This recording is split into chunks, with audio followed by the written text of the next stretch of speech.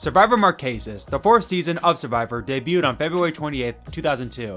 The season was originally supposed to be shot in Jordan, but due to the 9/11 attacks and the obvious political situation regarding the Middle East, production changed their plans and elected to film on the Marquesas Islands in the French Polynesia. The tribes paddled to their new homes, but Sarah clearly wasn't given that much effort in rowing. We then got the first ever confessional from Rob Mariano, aka Boston Rob, which showed the viewers at home he wasn't like the previous contestants we had seen the first 3 seasons, and he was here to play hard. At Rotu's camp, Kathy immediately got on the nerves of her tribe mates, making her the clear outsider days into the game. Rotu then not only found a waterfall next to their camp, but they found tons of taros to eat. At Mararamu, in a weird scene to watch nowadays, Rob and Sarah flirted with each other and snuggled at night, making their showmance very apparent to the rest of the tribe. Hunter also made his place in the tribe very apparent, taking on the leadership role. At the first immunity challenge, Rotu dominated the lighting torches challenge, sending Mararamu to the first tribal council of the season. Peter made it clear to everyone that he was voting for Patricia, as he felt she was physically the weakest. Peter's odd behavior sketched many people out, while Sarah's poor work ethic and potential showmance with Rob made her a target going into the tribal as well. At tribal, Peter votes for Patricia, Sean and Vecepia vote for Sarah, but the rest of the tribe votes for Peter, giving him the majority vote to become the first person voted out of Marquesas. Peter, tribe has spoken. Rotu continued to bond as a tribe, except for Kathy, who was sleeping by herself at this point. The alpha male of Rotu and John caught shrimp for the tribe, thus making him stand out as the tribe's leader. At Mararamu, Sean, Rob, and Hunter hosted their own version of a morning show, much to the tribe's amusement. Vecepia and Sean then bonded over their culture and love for God in general. At the reward challenge, Rotu won their second straight challenge, earning them fishing gear. Back at Mararamu, the tribe was starting to get really annoyed, as Sarah voiced displeasure about the shelter, which was silly considering she wasn't doing any work around camp, while on the opposite side of things, Patricia took on the mom role and bossed everyone around when it came to camp life, which also rubbed some people the wrong way. At the immunity challenge, Survivor kept in tradition with a gross food eating competition. At the tiebreaker, Nalia got her food down while Rob gagged it up, giving Rotu the 3rd straight win and 2nd straight immunity. Going into tribal, the vote was obviously between Sarah and Patricia. While the leader Hunter wanted Sarah gone, Rob formed a majority alliance with the Showmance and Sean and V, blindsiding Patricia in a 4-3 vote. Patricia, tribe has spoken. It's time for you to go. Gina and Hunter were surprised at the vote, and despite surviving, Sarah got into an argument with the two after their comments at Tribal when they called her out for being lazy. At Rotu, Nalia and Pascal formed a tight bond, as Pascal said Nalia reminded him of his daughter. John then accidentally landed on a sea urchin, which led to the iconic moment of Kathy peeing on his hand. It just was good timing that I had to go to the bathroom. This is gross, but... I don't care. Just do that. Hey, man, put it under there. Okay. I don't know where my hand is. Okay. Just get it out. Okay. See, you had to go to the bathroom. I mean, it was like, do what it takes to make you feel good. I don't care what you have to do. Thank you. Finally, when I think I was pulling up my pants, I suddenly got very embarrassed. But it made me feel good. At least I performed in the Call of Duty.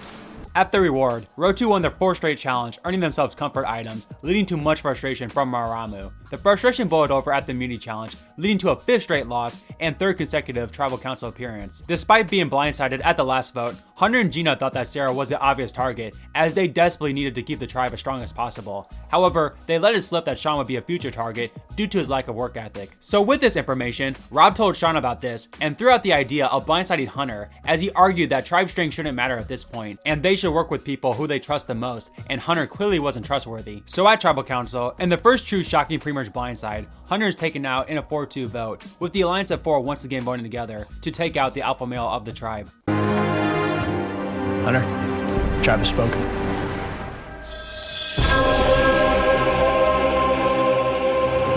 It's time for you to go. This was the first true iconic move from Rob, as he not only formed the majority alliance to save an easy target like Sarah, but he was able to single-handedly take out the alpha male, the first time we ever saw a strong physical threat of the tribe go home this early. Episode 4 begins with the final 13 players all standing on a piece of log, and under the log was a new buff, which obviously signaled a tribe swap. In an interesting decision, the tribe's number stayed at 8 and 5. The new Rotu tribe, which was the tribe of 8, consisted of 5 original Rotu members, and Gabe, Tammy, General, Zoe, and John, with Rob, Vecepia, and Sean in the minority as the original Mararamu. On the new Mararamu, Gina and Sarah were outnumbered by the three Rotu, consisting of Nalia, Pascal, and Kathy. Despite Kathy possibly being in a swing vote spot, Gina wanted nothing to do with Sarah and immediately sided with the Rotu members. And the Rotus also noted that Sarah wasn't exactly the hardest worker in the world. At Rotu, Rob was furious to no longer be in control, and was even more furious to see his ally in V suck up to the majority Rotu members. While you can understand Rob's frustrations, this was extremely smart by V, realizing her position in the game, and really was the first Survivor player ever to side with the opposing majority in order to save their own game. Sean was also pissed off about his position in the tribe, which led to him complaining and moaning all day, thus making him the #1 target for the Rotus. At the immunity, despite the tribes being different, the Rotu dominance continued, winning the first challenge as new teams. Tribal council is pretty obvious, as Sarah was the weakest, in the minority, and not even Gina was even near tempted to save her, as Sarah was finally eliminated. Sarah, the tribe has spoken.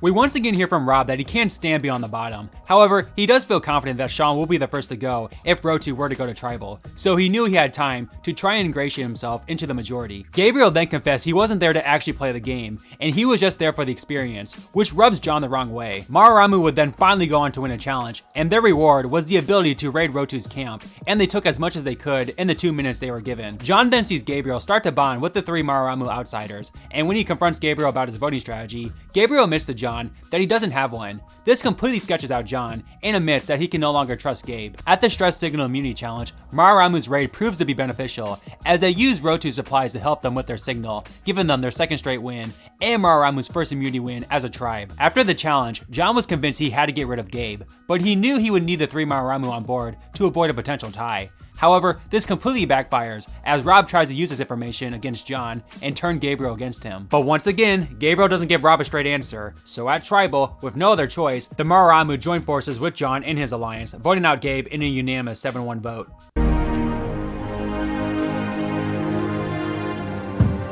Gabe, the tribe has spoken.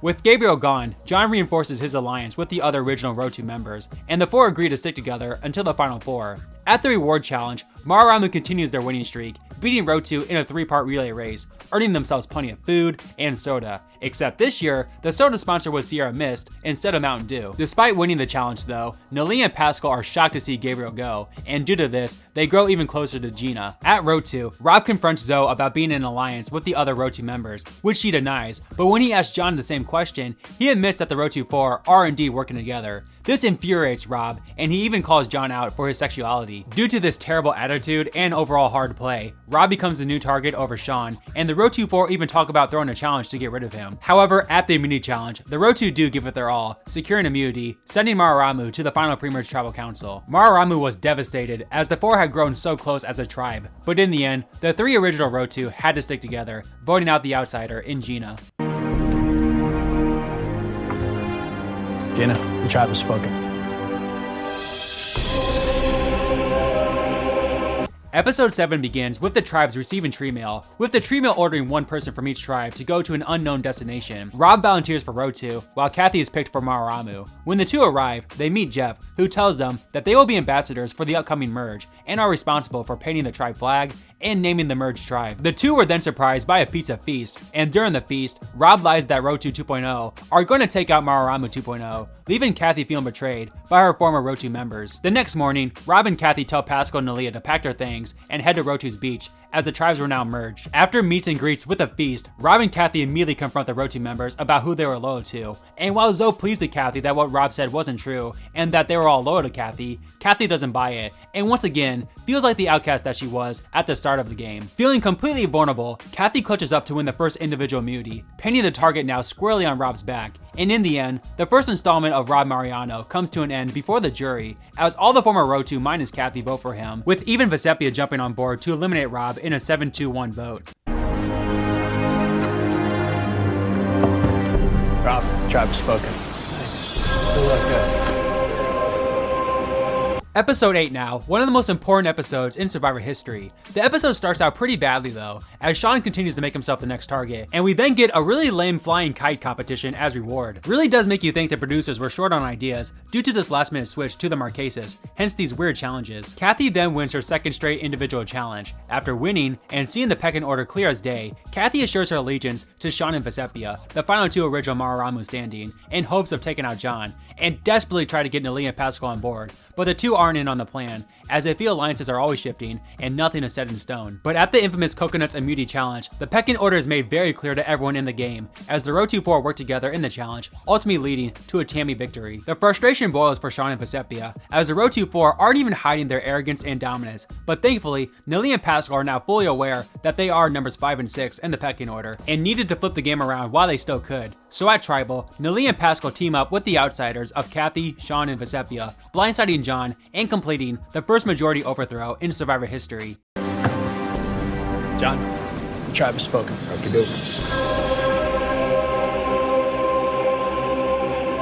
It's time for you to go. Good night. I'm not going to go too in depth on the next 3 episodes, as with the Road 2-4 now the Road 2-3, and in the minority, they are picked off one by one. For some reason, Zoe also flipped to vote out John at the final 9, but despite this, she was the next to go after John, and also became the first ever purple player in Survivor. After Tammy won the first 2 of 3 immunities, she was taken out at 7, with General Robert being the last to go at 6. It's the final 5 now, and with the Road 2-4 officially gone, the alliances are now clear. Sean and Vecepia are a pair, Nelly and Paschal are a pair, thus making Kathy of all people the swing vote. After weighing out her options, she ultimately chooses to side with the people she had been with all game in Nelly and Paschal, sending Sean to the jury in a 3-2 vote. And you know I have to throw this in. How has Sean Rector never come back to play again? John, you need to bring me a torch. Sean, the tribe has spoken.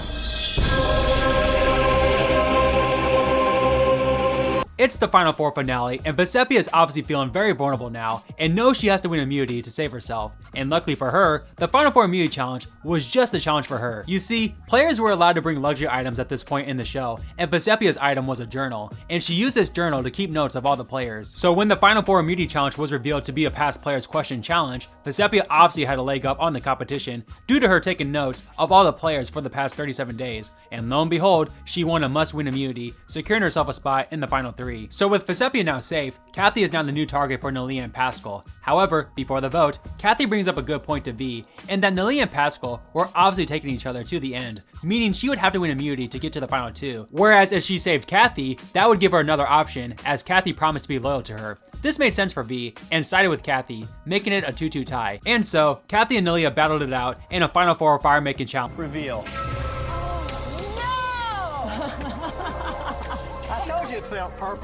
Oh yeah, this is season 4, and Survivor for some reason hadn't thought of a fair one-on-one battle to settle a tie. So they instead decided to have Paschal join Nelly and Kathy in a rock draw, and lo and behold, Paschal drew the purple rock. Well, Paschal is a judge after all. I wonder how long he would sentence the producers to this robbery.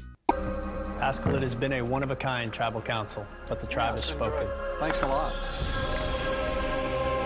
Thank you. Thank all of you. Appreciate it.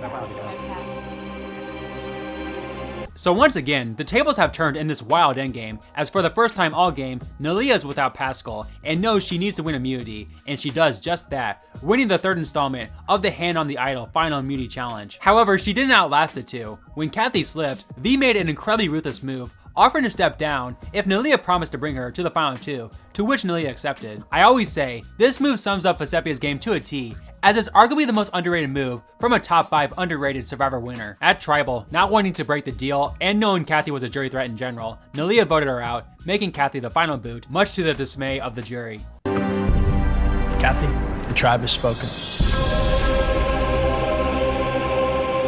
All right, Jeff. Thank you. See you guys. So long.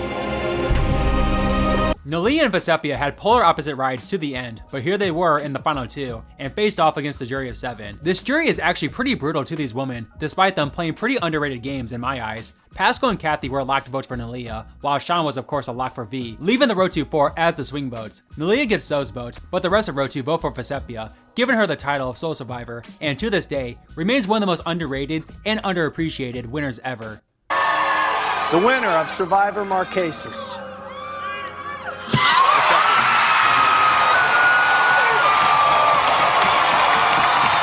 thank you